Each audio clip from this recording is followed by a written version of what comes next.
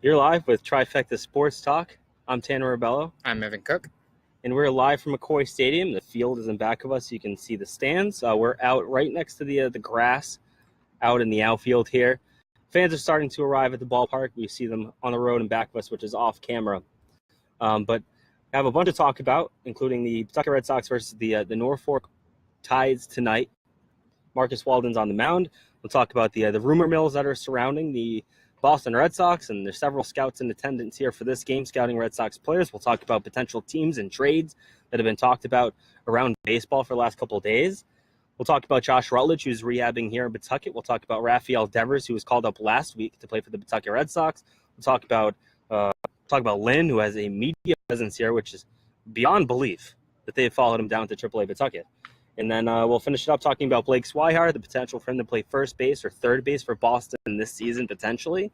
And then we'll finish it up talking about the lineup and the changes that John Farrell has made, including the one to start Hanley Ramirez at first base. But we're going to kick it off and talk about the trade rumors.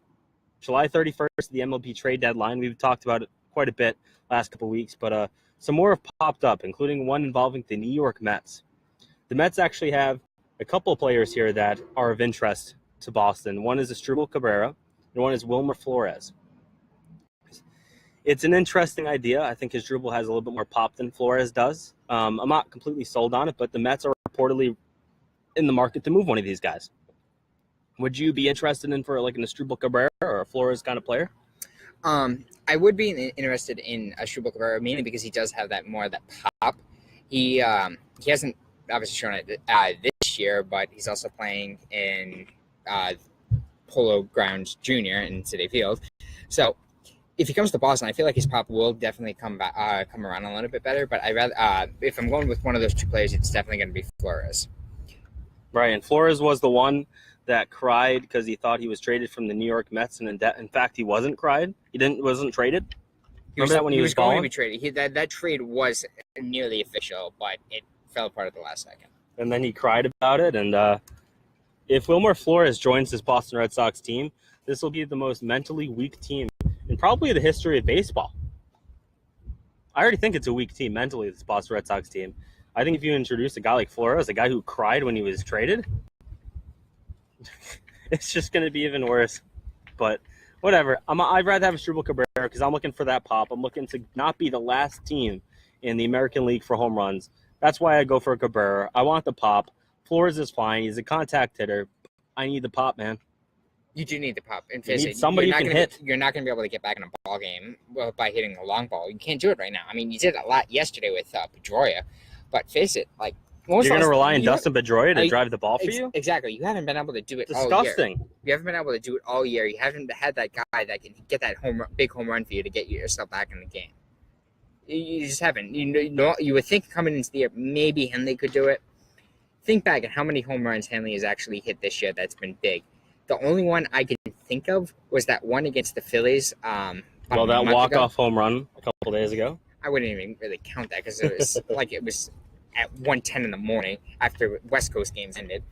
But earlier this year when he hit that big 8th inning home run to tie the game against the Phillies, there's really not many home runs. You haven't really had that big 3-run shot. You don't have Hanley Ramirez is the closest thing you have to a true slugger, and he is a slugger on this team. Mookie Betts, he's driven the ball okay this year in terms of home run, but he's not really hitting the contact. And the issue is with this Boston Red Sox team is you don't have that guy who's going to be a slugger. You don't have a David Ortiz. Hanley Ramirez is the closest thing you have, but outside of him, you don't have a pure power hitter. And you really don't. You go up and down the lineup. You have some guys who can hit the ball pretty well. Jackie Bradley Jr. can. Mookie Betts can. Andrew Benintendi looks like he might hit 20, 22 home runs this year, depending. But you don't have a true power guy who's going to hit 30-plus home runs. And I think the last time we talked, I went down by down of like projections, or at least I did in my last radio show, where you're looking at guys this year who had home run numbers last year, guys like Mookie Betts, guys like Xander Bogaerts, who aren't putting up the same numbers they had last year, just in terms of projections. No one's hitting up to the power numbers. You don't have a pure power hitter. Not at all. You face it, like to begin with, your entire offense is a lineup filled with guys that are going to hit 20, 25 home runs to begin with. minus really the catching position. Your second biggest power hitter in your organization happens to be right behind me down in that clubhouse, and that's Bryce Brent. Yeah, literally. Yeah, Bryce Brent, he has 20 home runs in the season so far. He won that International League Home Run Derby last week. When it comes to September, I mean, you're probably not going to see him until September, but it might be worth it to give him a shot. Even if it's a designated hitter, yes, he struggled a little bit defensively. Like last night, he had an error last night that allowed 2 runs to score, where he was going over first to field a single down the left field line, and the ball just went right under his glove, which is not acceptable at all. Bryce Brent isn't really a fielder, and that's where we'll talk about a little bit later with Hanley Ramirez in the first base position and how I think Bryce Brent could potentially help out. Maybe not at first, but maybe in the DH role. But with this Boston Red Sox team, I think Brent is an interesting guy to talk about because he's a power hitter. But you look at the lineup: is he going to play over Mookie Betts? No. And Andrew Benintendi? No. Jackie Bradley? No. Chris Young? Probably not. So when you talk about Bryce Brent, there really isn't a room on this team for him in Boston. And that's why I would entertain the idea of having Bryce Brent potentially start to field ground balls in Pawtucket. See if he can play first base for you. Because to be honest with you, Mitch Moreland's not going to hold up for you. That injury messed up his mechanics, and I don't know if he's going to be the same because, honestly, what you saw from Mitch Moreland in the first 2 or 3 months of the season was something that was overproduction as well.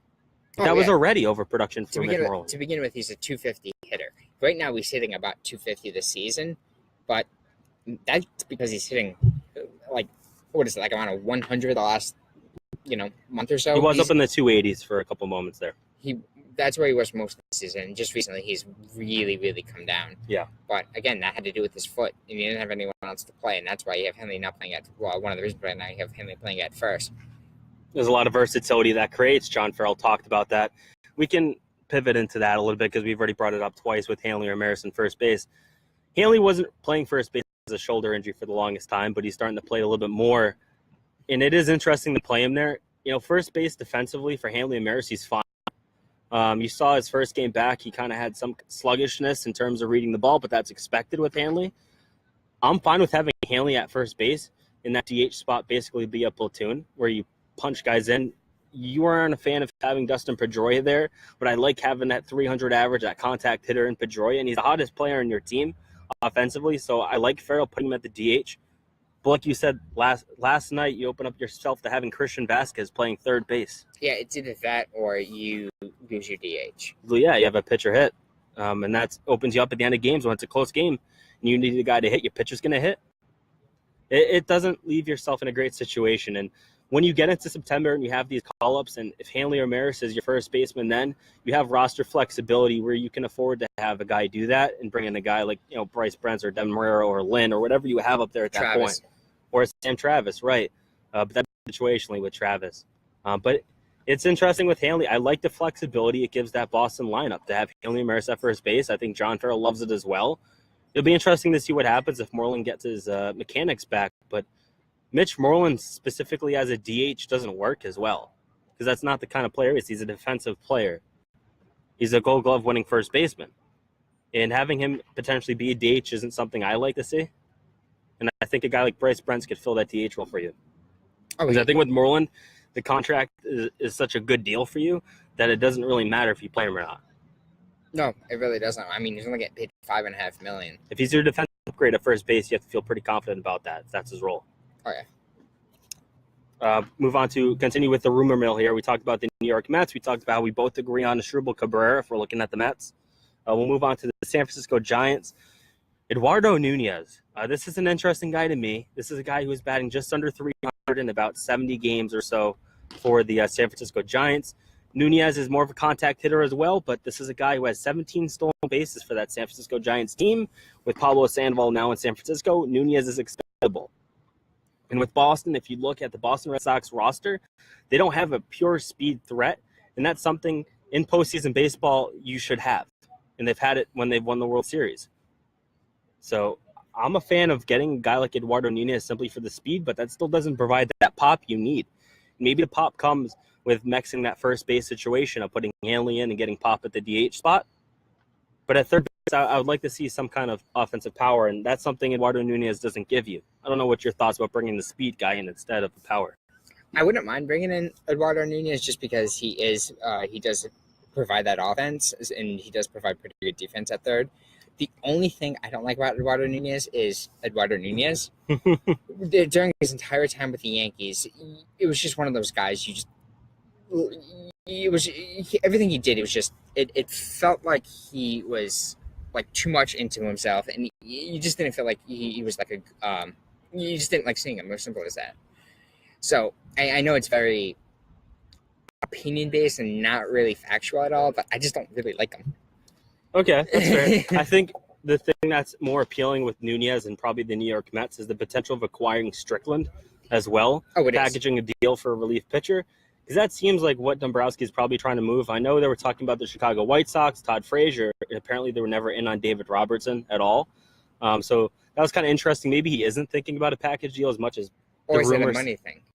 Because Robertson is under tied up for next year as well. And it's a lot of money. Now, granted, the Yankees did get Kale in with that trade too, which was an absolute steal for. It's kind of surprising seeing the way Cashman has operated this Yankee team. I've been really fascinated with Brian Cashman. Actually, I've always thought he's been one of the better general managers in baseball, but he gave away a lot of stupid contracts. But it's tough to tell what the Steinbrenners had an influence then or not. But the way he's been able to take down this Yankee team and then rebuild it has been beyond impressive in my mind. It's legendary. They literally did it in 2 months. So anyway, the trades that he makes. Right now, granted, their one weakness is their starting rotation. Traded away Aroldis Chapman to the Chicago Cubs, got a great return for that, and then you got him back in free agency. It's incredible. I know you paid a lot of money to get Chapman back, but that's still incredible. Yeah, and as of right now, that Yankee bullpen is so good. Essentially, if you get to the 5th inning with the lead, that game is over. You have literally the 5 based on like a strikeout rate for like recorded outs for a reliever. They literally have the 5 pitchers with the highest strikeout rates in the league. I'd say with Boston. So this is where it's tricky. If you're David Dombrowski, you look at your relief numbers, you're second in the American League for ERA for your bullpen behind the Cleveland Indians. So if you look at your bullpen, you're going to get Joe Kelly back soon from injury. You have to like what Brandon Workman has provided you. You have to like what Craig Kimbrell has given you all year. Matt Barnes, you have to feel kind of comfortable with. Heath Embry's done pretty well as in his own right, Heath Embry. Yeah, it's just a few outings for Embry. So with Carson Smith, can he come back? And that's really the question here. But I think if you go into the postseason with your current bullpen and then maybe you add someone from your rotation to that bullpen because you're going to need to cut a starter somewhere, maybe you're fine if you're Boston. You could definitely use another late inning option, but I'm not sure it's worth giving away prospects for. Maybe Strickland is a guy, if you're packaging him together with an infielder like Nunez. But it's tricky if you're Dombrowski's because you're really trying to judge what you have in that bullpen. And you haven't really seen a game where that you can point out and be like, wow, it was a really clutch outing or something like that because they haven't had the opportunity really. You're talking about going against the second best team in the league or the best team in the league and facing the best hitters, the best lineup. You haven't really seen these relievers been able to do that because they haven't had the opportunity to, which has really been weird. They haven't really been tested to that point. No, you haven't. I mean, that worries me because if you're Dombrowski, how do you tell if you actually have a good reliever in Joe Kelly if he doesn't see that high leverage situation? He doesn't. Now, the one thing you might be able to count on, granted, you're not going to be able to get it until September, is a guy maybe like Hector Velasquez. Right. He's pitched really well here. Almost every time he starts a game, he usually goes 6 shutout innings. And he's been very effective in Boston as a relief pitcher. He has. So is he a guy that you could possibly bring in for September and then maybe keep him there for the playoffs on that playoff roster too, who you're able to use for an inning or two, an inning or maybe 3, like especially in October. You're always going to need to throw your best pitcher out. I got a hot take. Incoming hot take. You put Drew Pomeroy in the bullpen in the postseason. So who would be your rotation? Your rotation, you would have Eduardo Rodriguez, you would have Rick Porcello, Chris Sale, David Price, not in that order. Here's your 4 guys. Pomeroy's out of the bullpen because I feel like, Eduardo is probably not going to be too effective out of the bullpen. I don't think Porcello's going to be too effective out of the bullpen, and Price and Sale have to be in there. And I feel confident in having Drew Pomeroy come out of the bullpen in October. And I know he's been one of your best starters, so that's really hard to say that. But in terms of who would you say is Rick Porcello not going to be in your starting rotation? No, he's going to be in your starting rotation. Eduardo Rodriguez has been very effective. It honestly, Drew Pomeranz might be in your bullpen come October just because you have to cut a starter, and you have 5 really good starters on this team, barring any injury. I know Pomeranz has been fantastic, but the fact is he's not known to go more than 6 innings for you, and I think he'd be really effective out of the bullpen. Yeah, and he deserves to be a starter. Don't get me wrong. Drew Pomeranz has been really good. It definitely makes sense, and especially with Pomeranz, he's got an injury history. Last offseason, he had that elbow problem, and you still don't know if that's going to come up at one point this year. It could. I feel good about him, but if that comes up, if you bring down his innings, that might help him. They might have to. Saying that, they also might just skip him maybe a few starts, maybe in September, to keep those innings down and have a spot starter like either Johnson or Velasquez go. But yeah, it's definitely a viable option to put Pomeranz into the bullpen. Yeah, let's see if Farrell has the stones to do it. I'm not sold on that part. Oh, I'm not either. But, continuing with trade talk, let's talk about the Baltimore Orioles.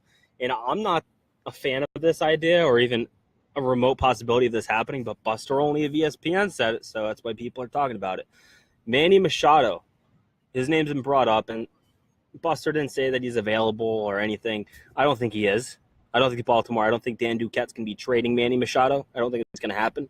But if they do, would you be willing to give up the farm for Manny Machado? No, simple as that. No. To take out the fact that why would Dan Duquette trade Manny Machado, who is one building block or one of the only building blocks on the team, to a division rival? Yep. Granted, he's good. He's really good defensively, but all he does is hit the long ball. What is his average this year? Like 215? You're basically trading for Todd Frazier. I'd rather have traded for Todd Frazier to begin with. Oh, come on. Manny Machado is better than Todd Frazier. What's Manny Machado's average this year? It cannot be above 220. I'll be shocked if it's above 220. It's simple. All he does is all he's able to do is hit the long ball, and that's all he's done this year, and that's all he's done in the last couple of years. The guy is such a hothead. He'd just be he wouldn't fit it. I don't think he would be able to gel well here. And to begin with, he had all that problem with the Red Sox earlier this season. How is he going to get over that? He's been proven that he's a baby his entire career. I don't see how he's able to get over that. So I just don't think he'd be able to fit here. Manny Machado's batting .237 this year for the Baltimore Orioles. 355 at-bats, 84 hits. Wow. That's a lot higher than I thought. Yeah. So here's the thing. I'm not willing to give up. Here it's an interesting idea. I don't think Rafael Devers is the future third baseman for the Boston Red Sox. I think he's a great hitter. But I haven't seen it here in Pawtucket. I've seen it enough as well to the point where I don't think Rafael Devers is a viable third base option for you in terms of defense. He is not a good defensive third baseman. In fact, if you look at Michael Chavis as well, who now is in Portland, another awful third baseman in terms of defense. Obviously, these are young players who can develop these skills. But watching Devers play, I just don't feel like he fits at third. Maybe he's a first baseman. Maybe he's something else. I don't know. But that's why I look at this third base situation now, and I'm not really sold on your third baseman of the future in terms of being a defensive player or even a viable defensive player. You don't have to be great at third. You really don't. Hanley Ramirez was a third baseman. So you don't have to be great at that position defensively. I don't like the idea of Manny Machado just because I think you're right, ultimately. But if you're going to make a trade here, we're talking about if you want pop in your lineup, Manny Machado is an option. I don't think Baltimore trades him. Now, if we're talking about Zach Britton or someone in their bullpen, I think you can go and get him if you're Dave Nabrowski. I think Baltimore would part in a trade like that. But you have to remember, the last time they had a trade between the Boston Red Sox and the Baltimore Orioles, you sent Andrew Miller in exchange for Eduardo Rodriguez. A trade, if you look at now, panned out very well for Boston and not so much for Baltimore. Granted, they were able to get a really good reliever for a couple of months, Mm-hmm. but you lost out on a number 3 starter. Right, who has upside. And that's, I don't know if they're going to be willing to make that kind of trade. Granted, it's different personnel involved and all of that. Dabrowski wasn't here. But I don't know if Baltimore's going to be willing to deal with Boston. I don't know if any division rival. You talk about Josh Donaldson north of the border. Will Toronto move him? If I'm I want him in terms of pop. I forget what his contract is. Contract status for Josh Donaldson. I do not. I'll look it up. But Josh Donaldson's an option as well. That team is not good up in Toronto. I think ultimately you need pop. The last team that they've been connected to is the Pittsburgh Pirates, but they've kind of started to win a little bit there. David Freese and Josh Harrison are potential guys you could trade for. Oh, yeah, I'd definitely be interested in one of those two players. They're not to begin with. They're probably more likely going to be trading. They're the most likely trade candidate just because it's the other league. But like you said, like they've started to win a little bit. They're in the wild card. It's still only like right now. They're actually only like 4 games out of the division lead in the NL Central to begin with. So they're still there's still that possibility they could win the NL Central. Yeah, the Pirates I think they're not sellers at the deadline. I don't think they are either. Out of Josh Harrison or David Freese, I think David Freese just because Harrison's more of a utility kind of player, and I've seen enough Brock Holt and Josh Rutledge for a lifetime, so I'm not looking for a utility player. And I actually have we're going to talk about Rutledge really quick. Rutledge is actually rehabbing here in Pawtucket, and when he comes back up to Boston, which he will, I'm not going to like that roster in terms of having Holt and Rutledge on it. I know it provides a lot of versatility for Farrell, but in terms of having players that are just okay at positions that are going to be starting, it just doesn't do well for me. No, it doesn't provide well for me either. Don't get me wrong, they're both. I prefer Rutledge's bat over Holt's bat, but like you said, they're two very average players. It's basically like, and then one guy we're completely forgetting about. If you're going to look at like next season, it's like Marco Hernandez all over again. If you bring in Josh Harrison, you're going to have 4 of the same type of player. No, you're not going to do that. So I'm with you on that. I was saying that I don't know the contract status of Freese or Harrison. But Josh Donaldson, if you're talking about contract status, has another year on his deal. He signed a 2-year extension this past offseason. So he has another year after this. So you're more likely to get him next year, if anything, but I don't think you're getting him this year.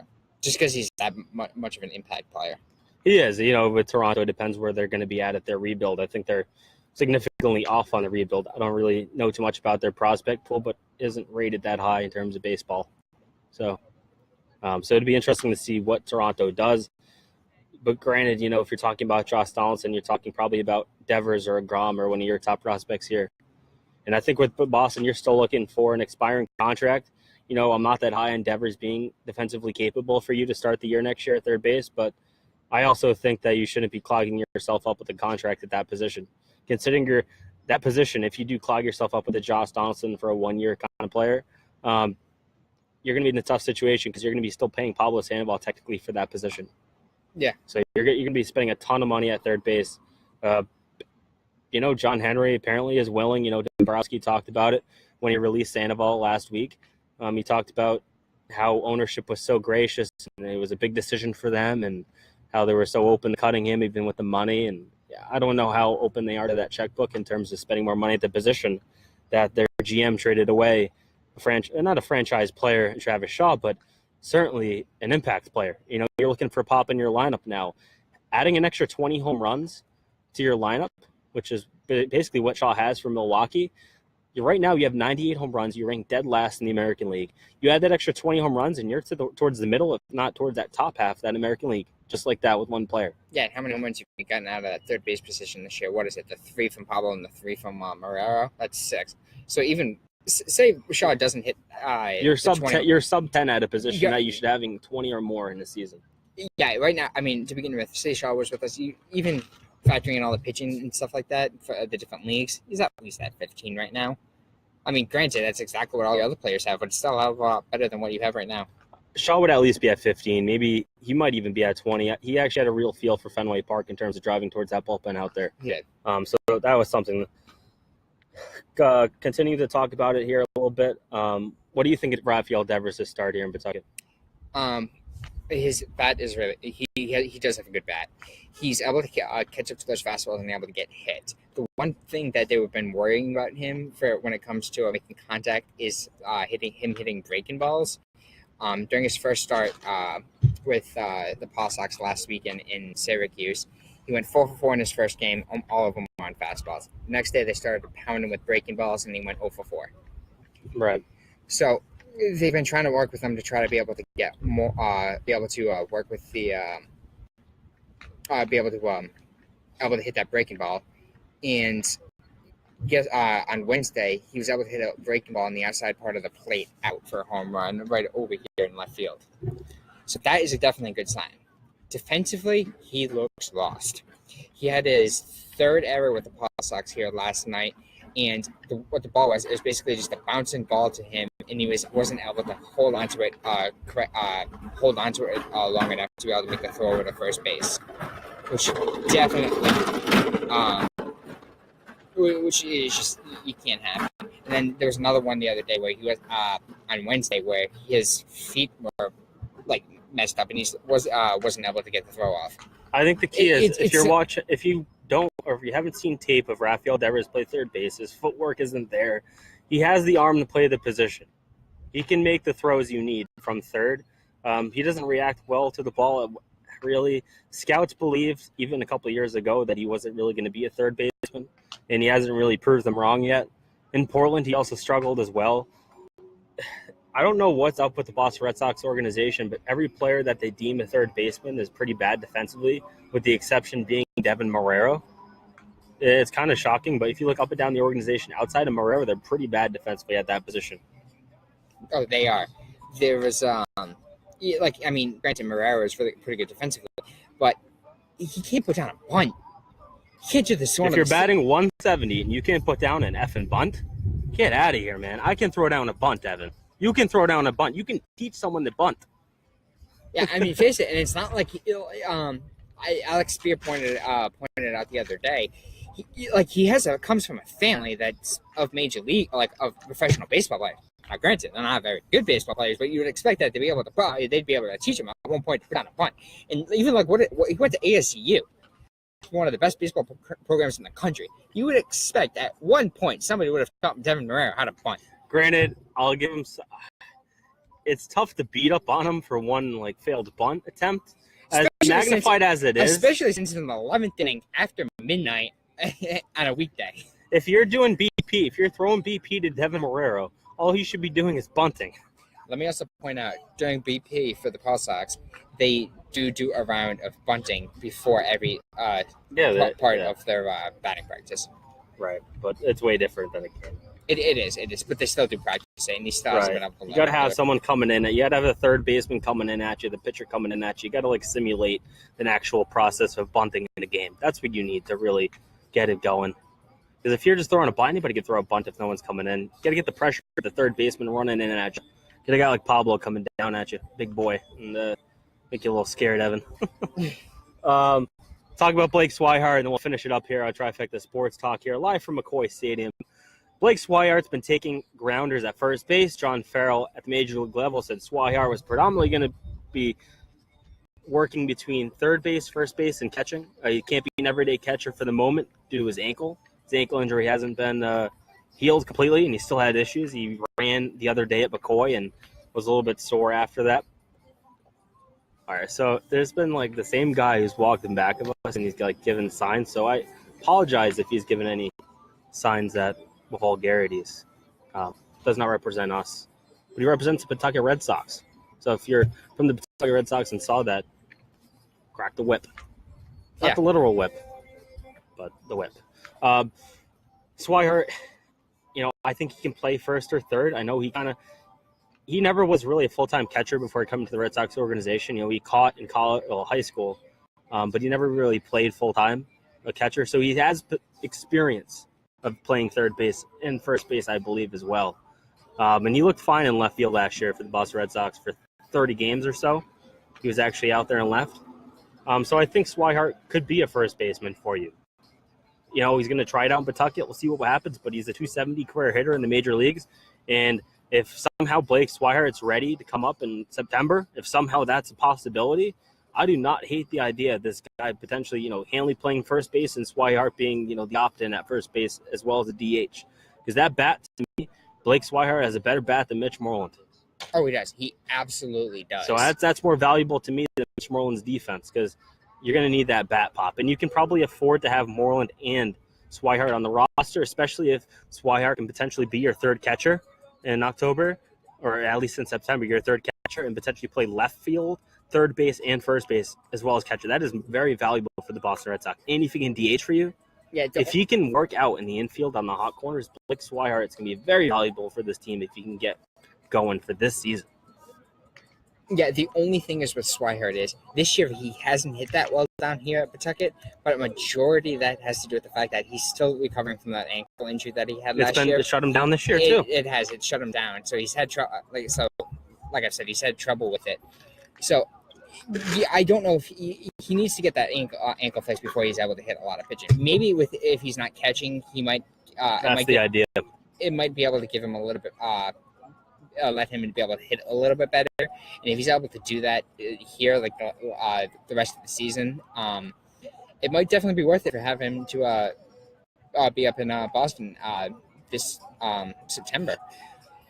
But as of right now, the talk around here is your third catcher that might be coming up to Boston in September might be Dan Butler, who has not. He's been good defensively and offensively, but he hasn't been that great. Yes, he did hit 2 home runs here on on Monday, but he hasn't been that great offensively. Look, I'm not gonna pick on Dan Butler. I think he's a fine guy. Oh, he is. He if he was to get called off, I think in terms of roster flexibility, it's not Sandy Leon. Sandy Leon can kind of hit. Ago. Right. I think in terms of roster flexibility, I love the idea of having Swihart as your third catcher because your third catcher is not really going to catch much, and if Swihart can potentially come up pinch hit for you, as well as potentially play first, like the options he gives John Farrell are way more than a Dan Butler. Oh, so if Swihart could somehow come out here, come off the DL, be able to run fine, hit the ball well, and be serviceable at first base, the flexibility he can provide for this organization is immense. You know, your roster flexibility is key in terms, especially in playoff baseball. That's key for this team, and that's something John Farrell loves to have. He loves a lot of options. Loves to have that flexibility. He loves guys like Brock Holt and Josh Rutledge. And if you can provide him a guy like Blake Swihart who can actually hit the ball, I feel pretty confident about that. So that's it here for Trifecta Sports Talk live from McCoy. You see the guys in back of us for the Pawtucket Red Sox stretching out. We'll be back potentially next week. Are they home next week, Evan? They are not. They go on a 7-game road trip beginning on Monday to Toledo. Actually, an 8-game road trip to Toledo and Indianapolis. They have. It was supposed to be a 3-game series in Indianapolis, but one of those got moved to a doubleheader. We'll be back within the next week. We'll have some kind of video content. Thanks for listening.